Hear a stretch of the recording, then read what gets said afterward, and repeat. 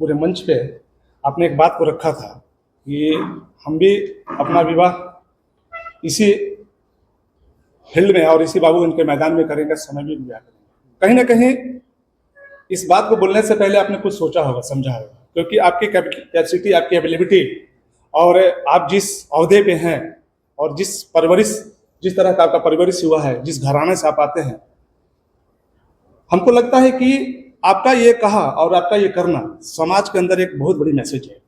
तो सही मायने में आपकी सोच इस समाज को एक नई दिशा और दशा तय करेगी और आपका ये उदारता और जो आने वाली पीढ़ी है, इस सोच के साथ सर्वजन कल्याण संस्थान समिति के जो विवाह कार्यक्रम में अपना योगदान देगा। और कहीं ना कहीं ये सोच आपका बहुत अच्छा लगा।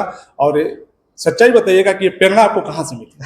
नहीं, ये तो बस लोगों का प्यार है। और एक तरह से जैसे हमने पहले कहा कि अगर कुछ सकारात्मक काम होता है तो उसमें अपना कंधा लगाना ज़रूरी है।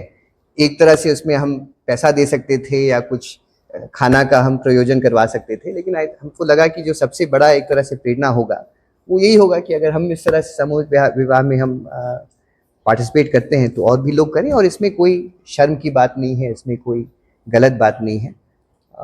यही सोच थी। और साथ में आपने एक बहुत बड़ी बात कही थी, विवाह के साथ साथ जो आपसे हरियाली की बात कही थी कि जिस 101 विवाह जो जोड़े की होगी वो सारे बेटियां और बेटे एक एक पेड़ अपने हाथों से लगाए। ये भी आपका जो विचार आया बहुत उत्तम था और हृदय विदायक था और हृदय को छूने वाला था। ये विचार आपके मन में कैसे आया कि बेटियों का विवाह होने के तत्पश्चात एक एक वृक्ष इस फील्ड के अंदर उस बेटे और बेटियों के हाथों से लगे? ये देखिए, मतलब अंग्रेजी में एक कहावत है, पेड फॉरवर्ड।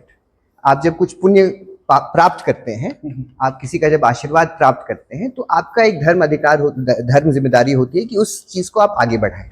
तो अगर ये जो 101 वर वधू हैं जिनको आप लोग की समिति के माध्यम से उन्होंने इतना जरूरी जिंदगी का इतना महत्वपूर्ण पल उनकी शादी का उन्होंने उसका मौका का अवसर का एडवांटेज उठाया, तो फिर उनका भी एक अधिकार, एक जिम्मेदारी होती है कि कुछ अच्छा उनको मिला तो वो समाज के लिए कुछ और अच्छा करें। और एक तरह से ये रहता है कि आप परिवार जोड़ रहे हैं, एक नया एनर्जी, नया ऊर्जा आ रहा है, उसी में आप एक एक वृक्ष लगाइए जिससे फिर और लोगों का आपको आशीर्वाद मिले, पंछियों का आशीर्वाद मिले, जानवरों का आशीर्वाद मिले और समाज के लोगों का आशीर्वाद मिले। आने वाली पीढ़ी के लिए एक आप मिसाल बनिएगा। इसी के साथ हम थैंक यू सर। पुनः एक बार अपना परिचय दे दीजिए ताकि हमारे दर्शकों को। मेरा नाम मोहित सिन्हा है। हम तिलौथू हाउस के सदस्य हैं और बिहारी हैं। गर्व से कहते हैं कि हम बिहारी हैं।